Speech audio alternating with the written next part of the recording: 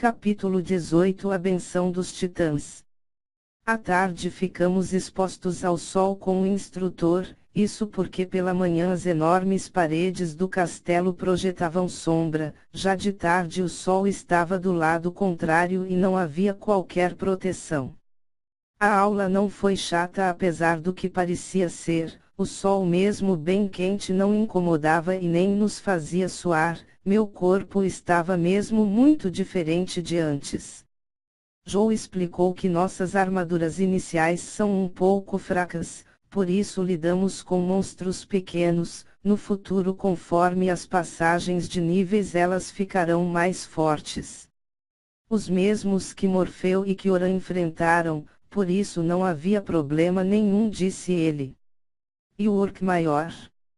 O de 3 metros, perguntei. Na verdade eu queria saber se estava mesmo em dívida com Morfeu. Eu sei que parece coisa de criança, mas eu não queria de forma nenhuma aceitar que uma pessoa retardada que nem ele fosse capaz de querer me salvar. Eu acreditava que ele só estava lá na hora para matar mais um e me mandou abaixar para não atrapalhar ele. Você se refere ao líder Urk? Nem sempre eles participam de um ataque às cidades. Respondendo à sua pergunta, sim, eles são um pouco perigosos, principalmente pela enorme força de ataque que eles são capazes de fazer. No geral se torna quase inofensivo porque nenhum titã que esteja atento em seu campo de batalha vai deixar um grandalhão daqueles despercebido, disse Joe, e Morfeu começou a rir logo em seguida. O instrutor ficou olhando sem entender. Ficamos esperando a crise de riso solitário dele, então ele mesmo percebendo os olhares parou sozinho. Eu não me senti mais idiota do que já estava, nem havia como. Nossas armas têm um poder padrão destrutivo, mas podem ser amplificados em até várias vezes mais. Para isso temos de concentrar nossa energia nas mãos e deixar fluir para a arma, assim disse ele, conjurando somente uma espada na sua mão direita, e logo em seguida ela já começou a brilhar, tomada por ondas de uma energia amarela. Estão vendo? Ela ficou amarelada. Essa é minha energia, então a cor de vocês pode ser diferente. Podemos tentar? Perguntou um dos amigos de Morfeu, o cara de cabelos médios penteados para o lado. Sim, Kulat, vá em frente, mas só conjure a arma, disse o instrutor olhando. Todos nós viramos para ele, ele parecia confiante e então toda sua armadura surgiu e depois suas luvas, eram parecidas com luvas V4 de MMA. Eu falei só a arma, disse o instrutor. Kulat fez a armadura sumir e tudo sumiu junto. Me lembrei que eu e Morfeu não tivemos problema de conjurar a armadura e depois a arma. Vocês ainda não têm controle de conjurar somente a arma, é normal fazer a armadura surgir antes devido ao senso de proteção que temos no início. O poder dentro de nós contém a prevenção para proteger nossas vidas, por isso vem a armadura primeiro e depois a arma, disse ele. Kulat já havia desistido, mas ainda estava com cara de bobo, talvez pensando o que havia de errado dentro dele mesmo. Agora quero que vocês treinem exatamente isso, concentrem-se e façam a arma vir antes da armadura. Vocês precisam quebrar essa regra dentro de vocês para só então conseguir manipular a energia com mais facilidade, disse Joe, fazendo sua arma sumir e reaparecer várias vezes como se fosse a coisa mais natural do mundo. Todos nós iniciamos as tentativas e não era uma tarefa fácil. Quando eu tentava parecia dar um nó dentro da cabeça, surgia um de cada vez, começando pela armadura ou os dois de uma vez. Armas caiam das nossas mãos, começamos a suar, o esforço energético era pior do que o cansaço físico. Morfeu era o que mais suava e até fazia caretas conjurando e fazendo sumir o armamento todo. Em 5 minutos disso todos os 4 já estavam no chão, até mesmo Morfeu, eu era o único que ficava tentando, eu estava suando e sentia um leve zumbido na minha cabeça enquanto ainda tentava conjurar a arma. Kyoran, não se esforce demais, se não se sentir bem pode parar, disse Joe um tanto surpreso me olhando. Morfeu estava agora estirado de costas no chão duro e com os braços abertos sem se importar. Gustavo parecia bem cansado, mas não estava suando, me olhava com um meio sorriso mal conseguindo conter sua respiração. Então, instrutor, esse é o limite de nossa energia? Perguntou Kulat sentado. Ele suava bastante, mas sua respiração estava mais controlada. Não, isso é o seu corpo reclamando pelo uso excessivo da energia espiritual. Toda vez que a usamos, elas correm por todo o nosso corpo e formam nossas armaduras e armas. Usar uma vez ou outra não cansaria ninguém, só que vocês estão fazendo isso várias vezes seguidas e o corpo não está acostumado com essa ida e volta de energia a todo momento. O lance é esse mesmo, vocês cansam o corpo e começam a entender o funcionamento. Continuei tentando enquanto ele falava, eu sentia estar prestes a conseguir. Kyoran ouvia a mesma voz novamente. Kyoran, eu nem olhei para os lados porque sabia que ela estava dentro da minha cabeça, era como a voz de um homem adulto bem audível e junto a um chiado, parecia quase um sussurro. Melhor você descansar também, Kyoran, mesmo que tenha mais disposição é bom não forçar demais, disse Joe me olhando. Ele havia percebido que eu estava parado olhando para o chão, isso porque eu ainda tentava entender o significado da voz. No resto do treino estávamos cansados, por isso ficamos todos sentados em uma roda ao qual até mesmo Joe fazia parte. Ele nos disse que agora éramos um grupo, se nada mudasse e continuássemos juntos, no futuro quando chegássemos ao nível de oficial encerrando o treinamento, receberíamos um titã comandante de grupo com nível capitão e continuaríamos juntos. Ele contou que a partir de agora teríamos que tomar café, almoçar e jantar na cantina junto com os outros como hoje e que ficaria com nós pouquíssimos dias. Isso ia depender, é claro, do nosso aprendizado. Kyoran já tem o quarto só dele e o resto de vocês que acabaram de virar titãs também tem direito ao de vocês. Antes de acabar, estarei distribuindo as chaves. Elas carregam uma numeração que diz o andar do castelo, depois tem um traço e o número do quarto. Se vocês repararam, todos os quartos que podemos usar como nossos há uma numeração que corresponde à chave, disse Joe. O meu era 222. Joe perguntou a cada um de nós o que havíamos sentido para saber que poderíamos ser um titã. O fogo nunca me queimou desde criança, disse Kulat levantando a mão. Eu sempre tive muita força mesmo não usando armamento, disse Morfeu. Eu posso enxergar no escuro sem qualquer dificuldade, disse Gustavo. Eu consigo entender as panteras e tigres, até quando encontro esses animais pelas florestas sem serem domesticados eles não me atacam, disse o rapaz alto de cabelos escuros e olhos cinza. Eu já observava há algum tempo que muitos aqui tinham cores de olhos bem diferenciadas, por isso nem ficava surpreso. Irko, essa é uma benção rara, você poderá se tornar um grande titã domador de feras, disse Joe e se virou para mim, todas as atenções me encaravam.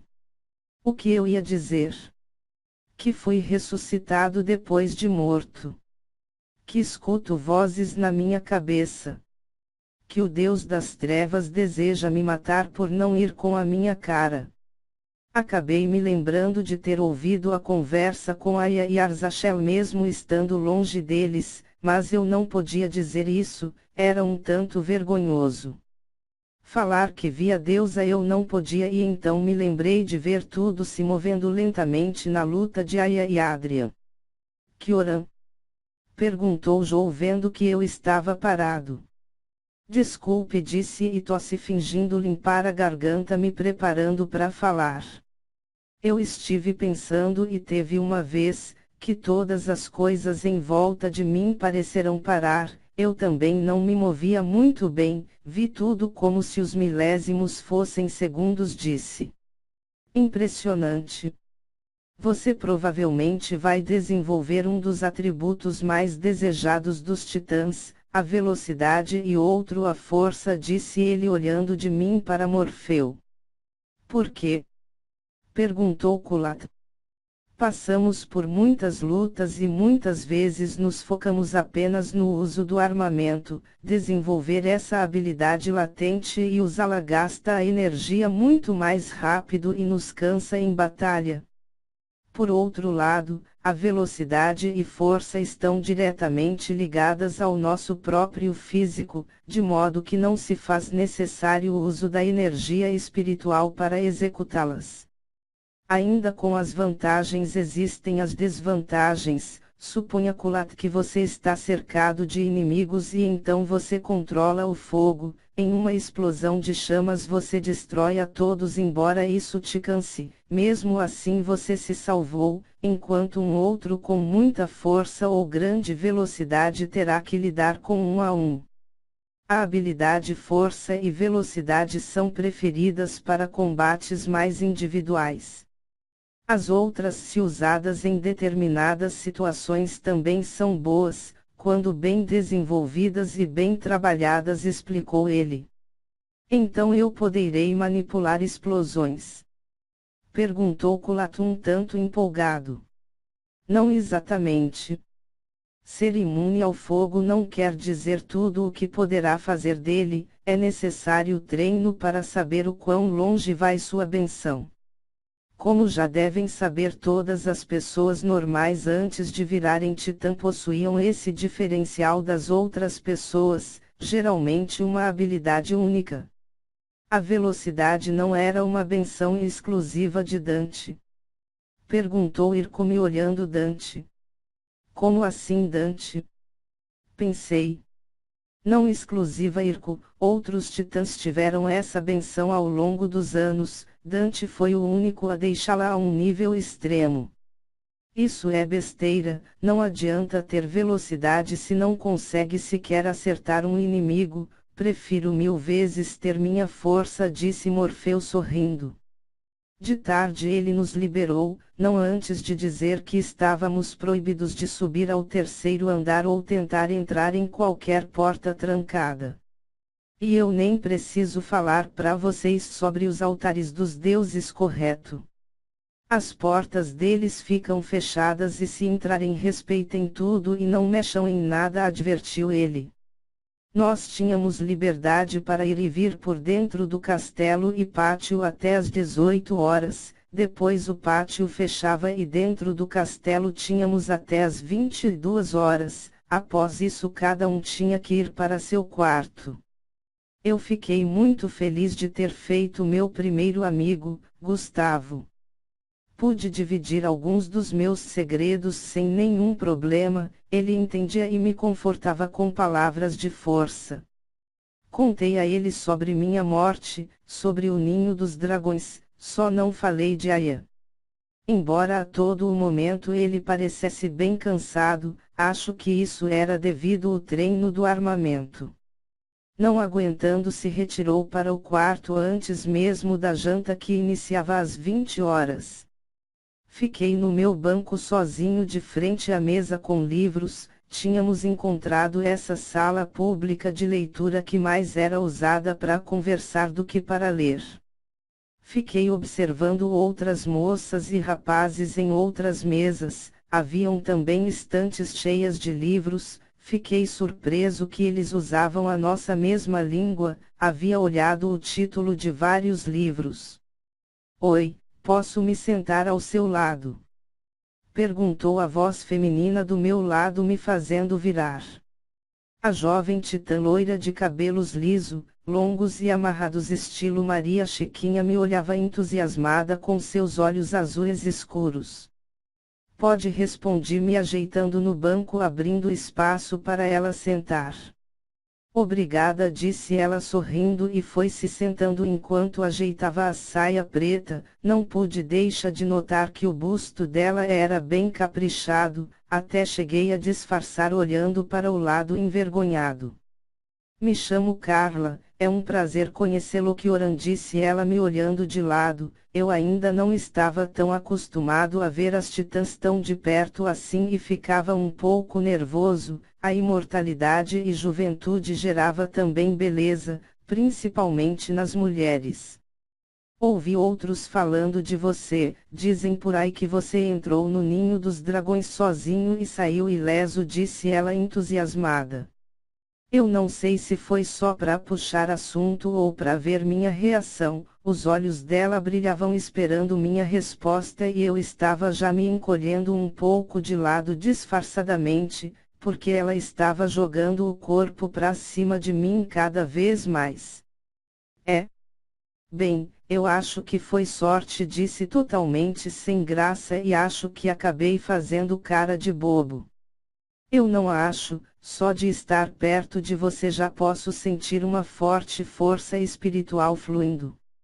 Olha, desculpa, eu estou meio sem jeito porque não conheço você bem, disse, e então só naquele momento ela percebeu que estava quase me agarrando e voltou para o seu lugar fazendo uma expressão tímida.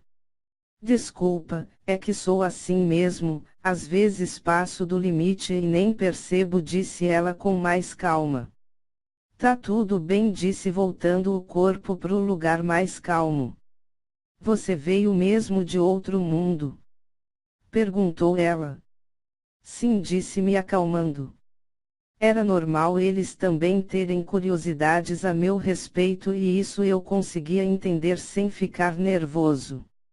Eu nunca estive do outro lado e nem estive tão perto de alguém vindo de lá, disse ela aparentando calma, mas correndo os olhos por mim como se procurasse algo diferente. Eu estava me sentindo como uma pessoa famosa e ela sendo uma fã. Não sou nada especial, fique calma, disse. Não seja tão modesto, você é completamente diferente de todos aqui, disse ela parecendo mais animada. Você é uma iniciante também? Perguntei para tentar mudar o assunto. Sou sim, estou por aqui há algumas semanas. Entendi, disse aliviado, achando que havia conseguido mudar o foco. Posso tocar você? Quero sentir mais dessa sua energia. Eu sou uma captadora, posso até mesmo ajudar você a se entender melhor, disse ela. Se ela só queria tocar no meu braço ou ombro não parecia ter problema, então eu. Sim, respondi normalmente. Agradeço muito, disse ela animada e segurou minha mão com a dela, movendo os dedos, massageando e apertando levemente. Eu achei que ela ia parar por aí, mas suas mãos subiram pelo meu braço me segurando no ombro e seu rosto veio me pegando de surpresa. Ela não tentou me beijar, pelo menos não na boca, seu rosto ficou grudado no meu pescoço e ela parecia estar me cheirando ou algo assim. Eu sentia sua respiração quente e seus lábios roçarem minha pele me fazendo arrepiar. Quando já ia falar algo olhei para a entrada e lá estava Aya em pé me olhando parecendo chocada.